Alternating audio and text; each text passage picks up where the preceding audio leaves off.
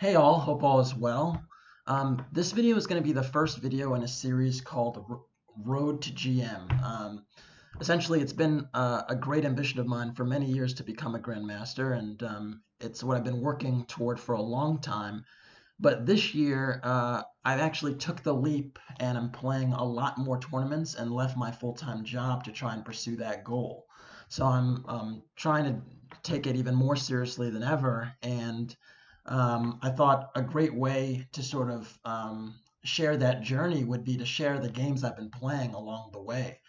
Now, I left my full-time job January 11th, 2019, and today is actually June 1st. So I've actually been at it for quite a while thus far, and I think to date I've played 90 games, so there's going to be a lot of games to go over and catch up on. But I'm really excited to do it, and I think it'll be a great opportunity to just share with the community and also to sort of create some type of legacy because I was thinking, oh, I would do this stuff when I'm done, but it might be a real challenge to do it when I'm done. There might be so many games to do, might not be a lot of time. So here goes.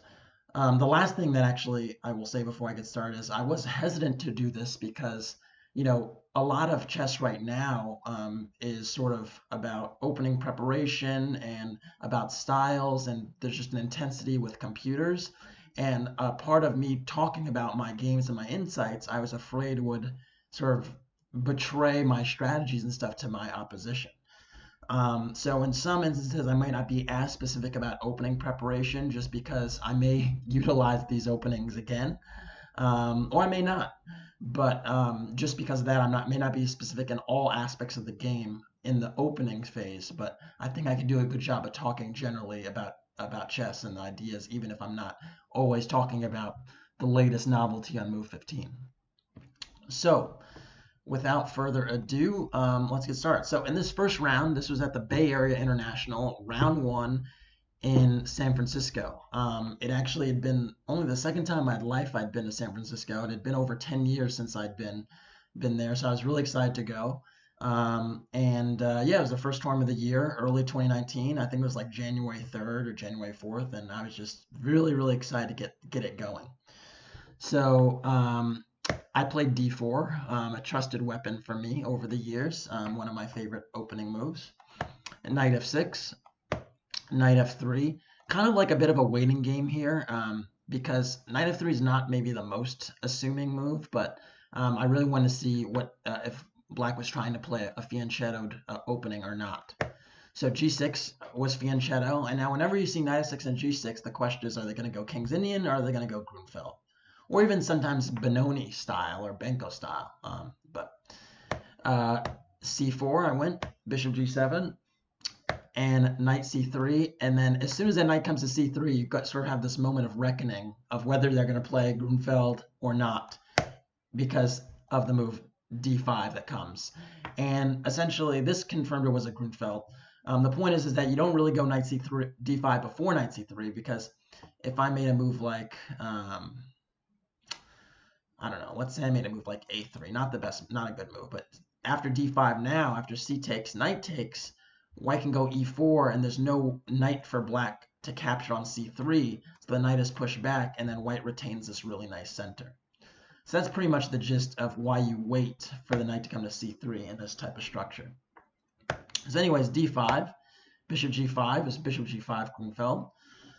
Not the most popular these days, but an interesting try. And d takes c4. This surprised me a little bit. The main move is usually knight e4, and then there are two options here. There's bishop h4 and their bishop f4.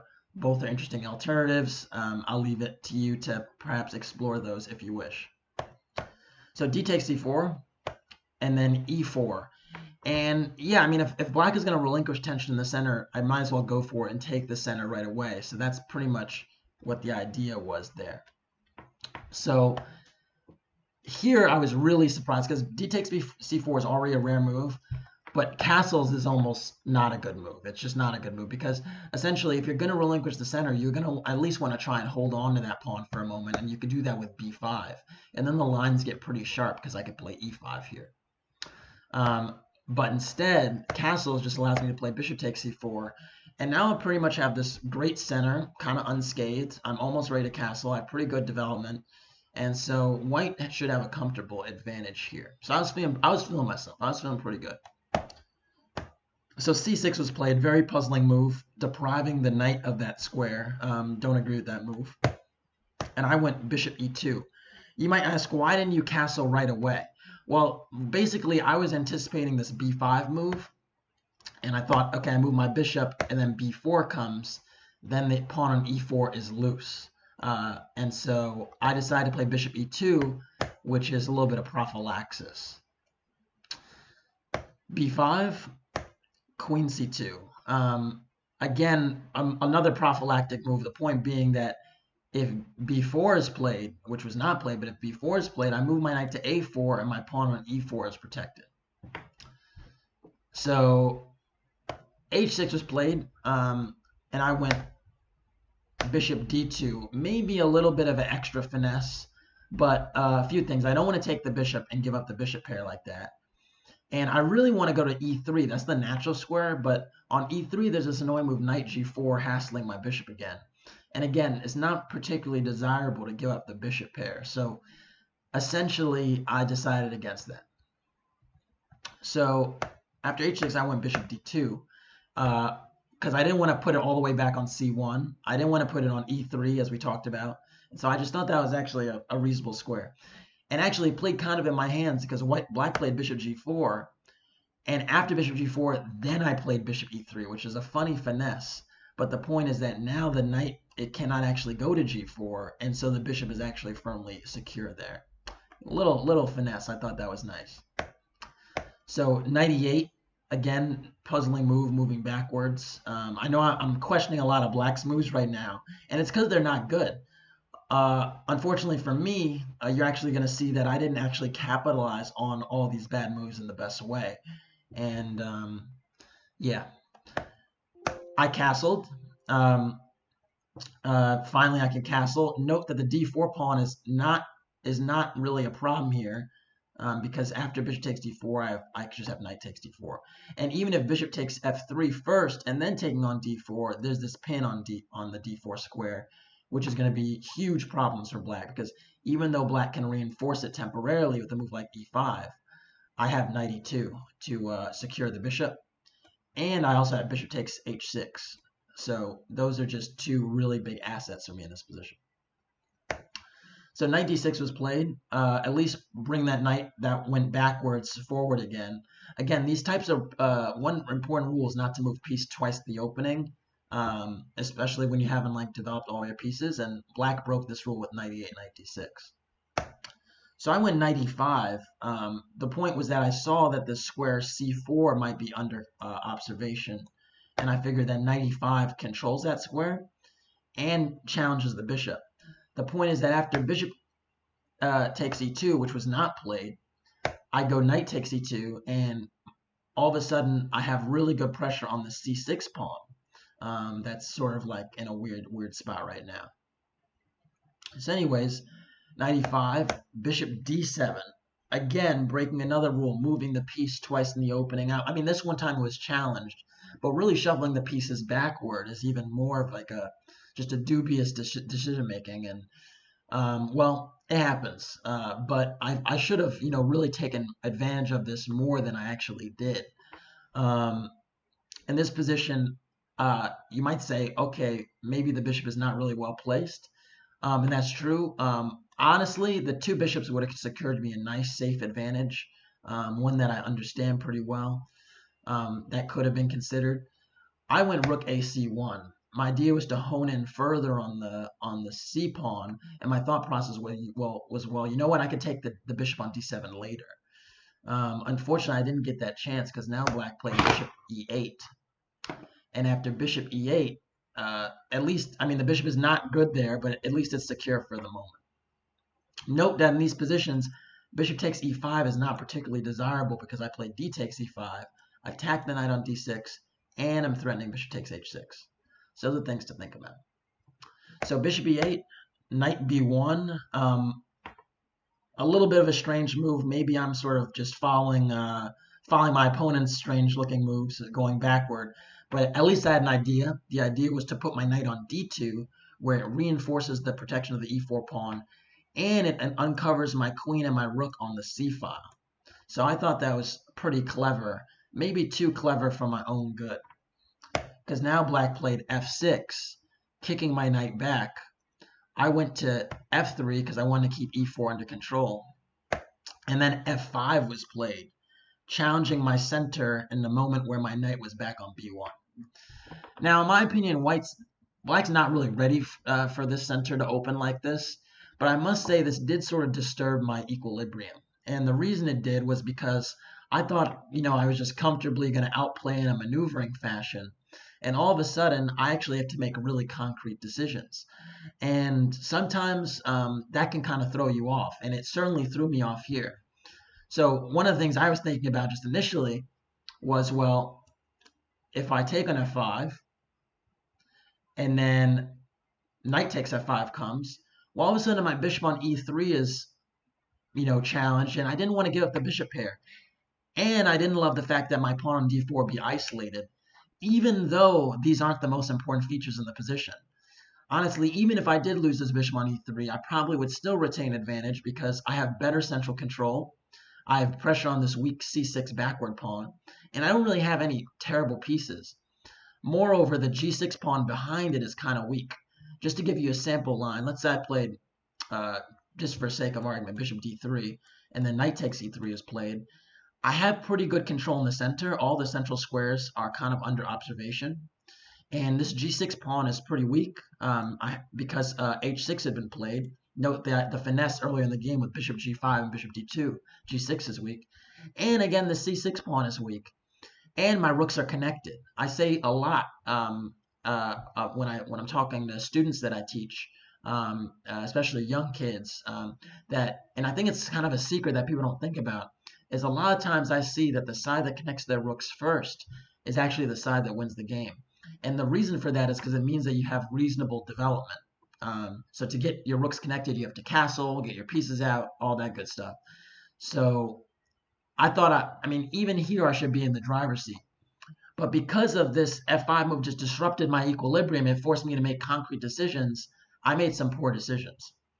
And the first kind of poor one was e5.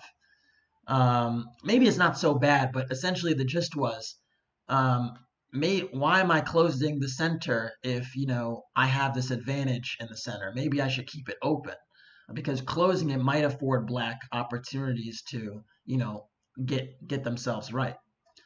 So then f4 is played, and unfortunately f4 is the move I missed, because now this knight on d6 has a score in f5, and my bishop, I don't really want to trade knight for bishop here. So yeah, again, that was a detail I'd missed. Note that if I take like this, black will take here, and if I take on e7, black will take here with check, and then play queen takes e7, and have the two bishops and almost have solved their problems. So yeah, not the great position I want. And yeah, so I went bishop d2, and then finally knight f5 came, and all of a sudden black's kind of fighting back for space. Note that the pawn on d4 is maybe maybe it's hanging, or pawn on f4 may or may not be hanging, because if I play bishop takes f4, black is going to probably go knight takes d4, attacking the queen and the bishop on f4. And after knight takes, can't play rook takes f4 because of knight e6. Oop, not there. You can't play rook takes e4 because of knight e6, forking the queen and rook. But you can play queen takes d4. And another mechanism of lacking space is that if you lack space, you want to trade pieces. And this at least would give black a little bit more breathing room to trade pieces. Now, again, I'm analyzing all these lines. I still think white is better in all of them, simply because black's rooks are not connected. This knight on b8 is still on b8. This bishop on e8 is not a sight for sore eyes. But I've definitely not maximized my advantages. So anyways, bishop d3, I played this move. I was sort of honing in on the g6 pawn. I thought, okay, d4 maybe doesn't matter this much. And then knight takes d4 was taken anyway, and I just probably misjudged this.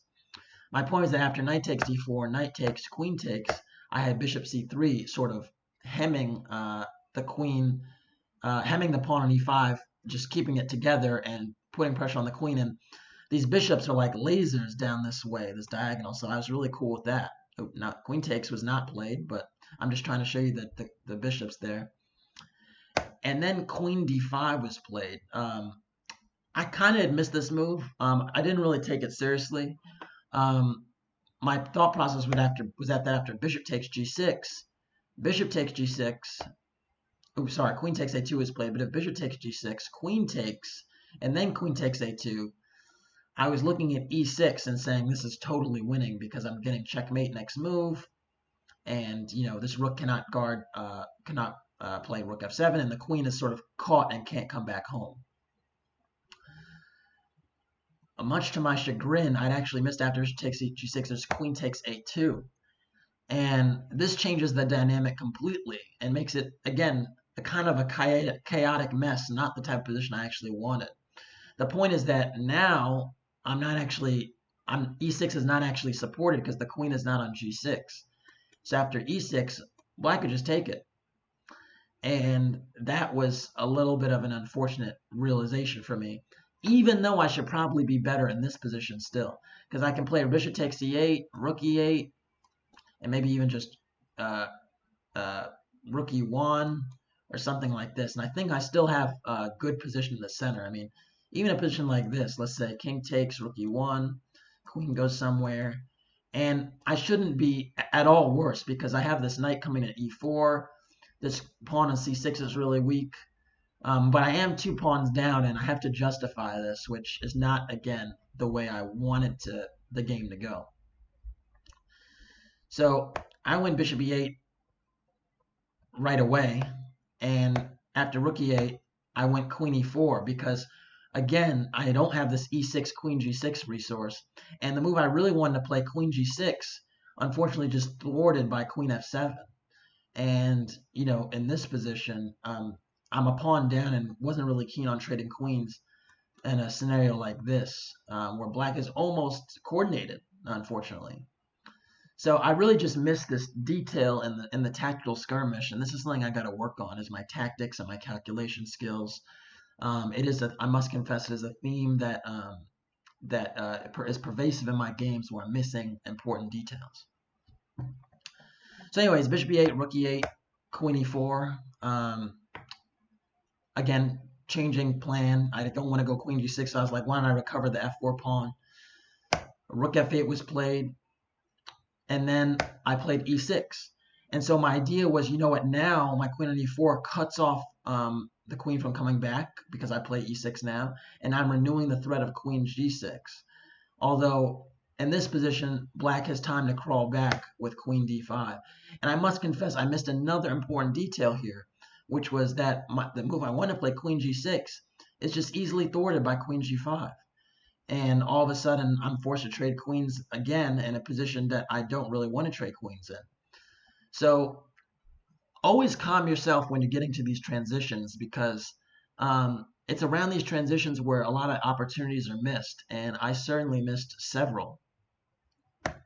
So queen d5, queen takes d5 was playing. I think once I saw that, my initiative was not, my attack was not panning out, I sort of panicked and decided to go to an ending. It can be argued that queen takes d5 was actually also a mistake, because if you think about it, it frees up the knight from defending the c6 pawn, and also just gives it room to operate. Yeah, so there are probably better moves. Queen takes d5, c takes d5. I play bishop takes g7, king takes. And again, I'm a pawn down, so trading is actually not super desirable, but I also did not want the knight to come to c6. I thought that, in this position, after the queen trade, the knight could come to c6, or a6 even, and I just want to take the file before that happened. So bishop g7, king g7, knight c3. Finally, looking at recovering a pawn, and rook f5 was played, protecting that pawn. And that's an interesting move, because honestly, if you said which pawn you want to give up, you probably would say you want to give up the b5 one and not the d5 one, because the d5 one gives me access to the e7 square, and also just it just is a great centralized knight. So if a6 was played, for instance, and I play knight takes d5, again, this knight on b8 is still kind of caught out of the game. e7 is attacked, and I think white could actually lay claim to having something here. So rook f5 was played. I took the pawn, of course. Knight a6 was played, and then I went rook e1. The point was I wanted to go knight d4, but I thought rook e5, and now this rook is kind of active. And yeah, it's unfortunate that this pawn, you know, it's kind of, there's a real debate going on whether it's a strength or a weakness. It's a strength in that it sort of stops black's pawns from being connected, but it's a weakness in that it's kind of easy to corral and it's very far advanced in the position.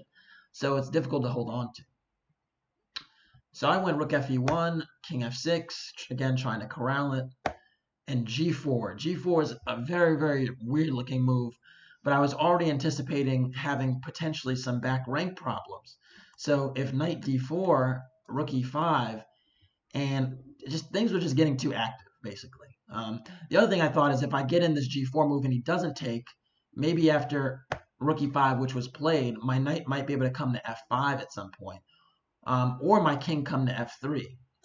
So these were all things I was thinking about. So rook e5, king e5, rook e1 check, king f6, and now rook a1. And frankly, I'm flailing here because I don't see where my counterplay is coming from.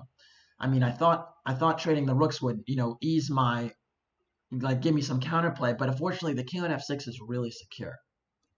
So rook a1, knight b4, king g2, again trying to get to f4, or maybe just trying to get some counterplay going. Rook b8, knight d4, and knight d3. And here's when I realized my, you know, 2100 opponent is actually playing kind of well and done. You know, it's funny, you realize, okay, wow, 30 moves later, now you realize that something was going on. But frankly, yeah, I mean, I really did think that, like, I was going to get more chances. And here it was just like, I'm actually in danger of losing the game because my b2 pawn is weak, my e6 pawn is held up, my counterplay is really limited. So that was a concern. I went rook a3 to attack the knight.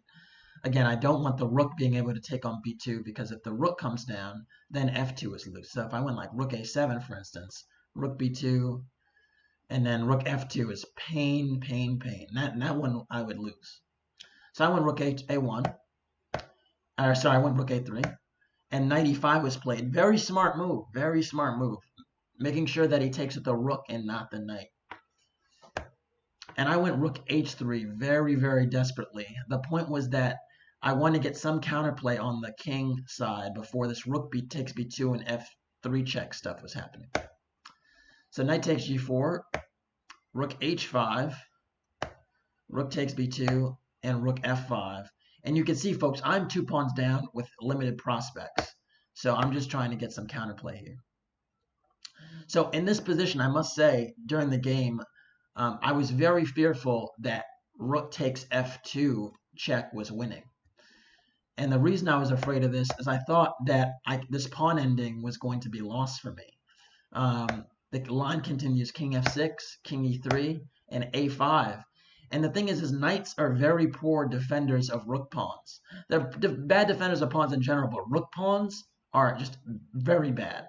And so I thought in this ending that if my knight gets tied down to the a pawn, and then it's just a 3 versus 2 on the queen side, I'm in trouble. So apparently it's not as clear as I thought, and this king could actually come over and perform the labor of taking this pawn. But even here, does this look like a position you want to play? I mean, seriously, like e5, king takes, king c5. I mean, if this is drawn, it's by the skin of your teeth, frankly. And it just seems that with a wayward knight like that, it's going to be really hard to get back and really contest the pawns, particularly when the king, the black king, is kind of bodying white's king and shouldering them off. So I was just very apprehensive to enter this position. But I pretty much was thinking, wow, if he sees it, I'm done. Thankfully, he didn't see it. And thankfully, I don't think it's actually losing. But it's very difficult to defend, and I thought I would lose it. Instead, he went knight f6, and I breathed a huge sigh of relief, because at least now I still have a knight that's tricky and can give checks, and I still have this pawn on e6 that's kind of annoying. So I went knight c6 to attack the e7 pawn, king g5, rook f3, and rook b7. And this was I was very happy to see this because now black's rook on b7 is going passive, and that's kind of an advantage to me because now I can sort of drum up some play. So I went rook g3 check, king f5, rook f3 check, king g6, and checked. And this was kind of an unofficial draw offer because if black goes back and forth, we agreed to a draw, but black wanted more and played king h7, but king h7 is a really bad move in my opinion because now the king is going passive. And on the king on h7, it also gives me the opportunity to walk my king up. So I went knight d4 with the idea first to control the d5 pawn and kind of set up this construction with knight f5 and rook g7. Knight f5 and rook g7 gives me really good chances against the e7 pawn, and it continues to box this king in. So knight d4, knight h5, rook f3, and knight g7, and then king g3. And all of a sudden, in the passive moves, you see black's king is really passive, black's knight is passive, and my pieces are pretty much optimized. The only one that isn't is the king on g3. So, or the king on g2. So I try to move it to g3 and just get it up the board. And a5, king f4.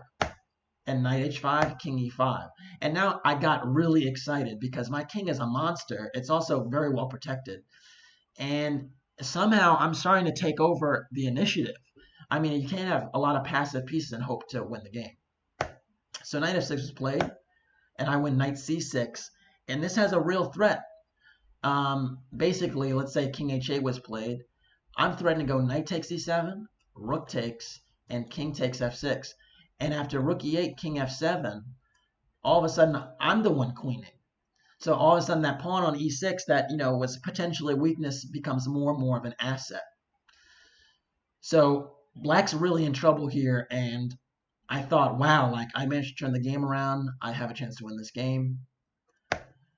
Knight g8 was played, and look at those passive pieces, super passive, and I was like, let's win this game. I went king takes d5. I should have gone rook f7 check.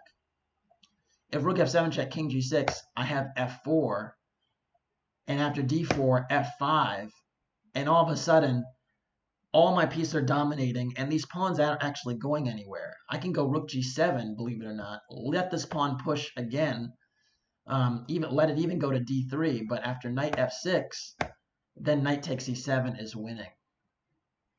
And the point is that if rook g7, the knight is attacked, so if d3, I can actually just take it, d2, and then come back and attack the d pawn. So I was a little bit worried about these pawns running, so I actually didn't have the foresight or the discipline to let them stay and keep going with my own counterplay. Maybe it's rusty round one. Actually, I'm going to tell you in future videos what happened this tournament. But yeah, tough. So king takes d5 was played because I just want to get rid of that one. Again, I could also take the a5 pawn, but my thought process was the knight on c6 is hitting the e7 pawn. And the rook pawn I thought was going to be less of a problem than the central pawn. So I went king takes, king g7, and then gave this check. But this is a little bit different because now I don't have the same pressure on the e7 pawn as I once did, and this now in g8 is not really hemmed in. So after rook b5 check, king c6, and this is the other problem, is actually this a pawn becomes a little bit of a problem that I need to provide attention to. Rook g5. Again, the reason for rook g5 is in this position, I'm actually threatening rook g7. So if you go like a4, rook g7, this knight is actually caught out. And if knight f6 doesn't work because I take and there's a pin. And if like, and I take the rook. And if you go like rook b5 check, for instance, I can go king. Oh, it's actually check on the king on h5. I didn't even see that. So yeah, it just doesn't work. So anyways, rook b5 check, king c6, rook g5, and f4. f4, what's the idea with f4? Well, it's to just play f5, f6, and maybe hopefully it's a queen. But rook g2 is played, And after king b5, I kind of have to take control of this pawn a5. That's what I thought. So, but rook e2, f5, king g4, h3. I thought that was clever, distracting the king from the f5 pawn. Because if I take on a5, all of a sudden rook f2 is coming. And I just thought, I don't know, I don't think I can win this. Because, again, this type of position where the pawns are so limited and this knight is under attack, I didn't think I could save my pawns. So unfortunately, I allowed black to get a little bit too much counterplay, pretty much. So after f5, king g4, I played h3, just kind of keep my pawns together. But then black played a very interesting move, king f4. I thought that was strong because essentially you're making sure you're still keeping an eye on f5 instead of worrying about this h3 pawn. I took on a5, and then knight f6 was played. I took a check. We had a few checks. And after this, I do win the knight, but do I have enough? Because in this position, my king on b6 is so far away from the action, and it's going to be really hard to defend my h3 pawn and just keep everything together with all my pieces kind of uncoordinated. And, as you may know out there, rook and knight versus rook is a stone cold draw. So a few more moves were played, and I tried to get the right coordination so that my everything was protected, and I actually managed to do that. If you look here, the king can't actually cross the plane anymore. It can't come forward because my knight and rook control the squares. The problem is that it's not good enough because my king is cut off. So there are two problems going here. So one, my king is cut off, right? I can't really move it. The other problem is black is actually trying to play rook f6. And with rook f6, if you actually trade the rooks, like let's say I go king b5, rook f6, this trade will result in a draw because this knight cannot defend the rook pawn. Again, remember we talked about knight and rook pawns? Here, the king will just waltz in, and this is a draw, I believe. So that's pretty much what was going on. But even then, rook f6 might not be necessary. You just sort of keep the king cut off. So anyways, I went rook e3 check, trying to just get the e7 pawn. And we got to this position where I have no more pawns. He has a pawn and a rook. The pawn is actually unnecessary, but I thought, you know what, maybe I play a few more moves and see what happens. So I went knight c5, he went h4, and then I realized he's even threatening to play king g2 and h3, h2. And I certainly don't want to give my rook up for that pawn, but I'm probably going to have to give my knight up for it. And he offered a draw, and I actually accepted. Very strange game, very topsy-turvy game, not my best at all. And that's actually going to be a theme in this Bay Area International, is games that weren't my best.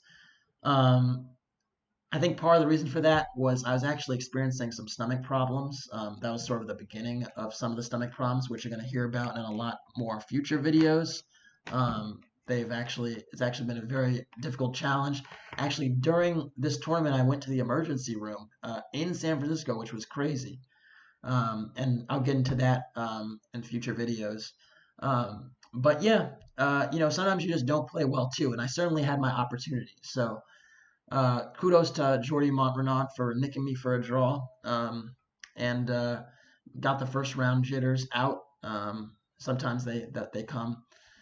And yeah, that's it. So this was game one of this year. I hope you enjoyed it. Hope you enjoyed the analysis. I would be remiss if I didn't say, if you like what you saw here, you want to see more, definitely check out the channel. And also be sure to either subscribe or even support the journey. Right now, I'm, again, pushing to become a Grandmaster. There are a lot of expenses, costs connected to that, with travel and tournaments and food and all these good things. So if you want to support the journey, that is much, much appreciated. So with that, I'll leave you guys and enjoy your weekend.